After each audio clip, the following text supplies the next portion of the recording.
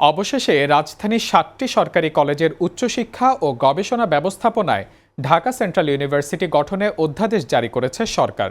রোববার আইন, বিচার ও সংসদ বিষয়ক মন্ত্রণালয় ঢাকা সেন্ট্রাল ইউনিভার্সিটি অধ্যাদেশ ২০২৬ গেজেট আকারে প্রকাশ করে।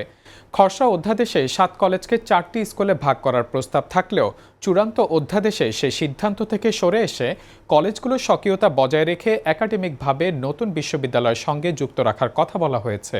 এই অধ্যাদেশের মাধ্যমে ঢাকা কলেজ, ইডেন মহিলা কলেজ, সরকারি শহীদ সোহরাওয়ার্দী কলেজ, কবি নজরুল সরকারি কলেজ, বেগম বদরুন্নেসা সরকারি মহিলা কলেজ, মিরপুর সরকারি বাংলা কলেজ ও সরকারি তিতুমির কলেজ নিয়ে নতুন বিশ্ববিদ্যালয় গঠিত হলো।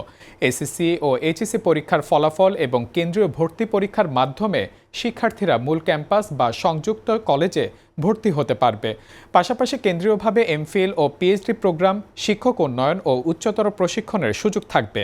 এসব কলেজ ২০১৭ সালে ঢাকা বিশ্ববিদ্যালয়ের অধিভুক্ত হলেও একাডেমিক হয়রানির অভিযোগ তুলে শিক্ষার্থীরা আলাদা বিশ্ববিদ্যালয়ের দাবি জানিয়ে আসছিলেন। শিক্ষার্থীরা এই সিদ্ধান্তকে উচ্চশিক্ষায় গুরুত্বপূর্ণ অগ্রগতি হিসেবে দেখছেন।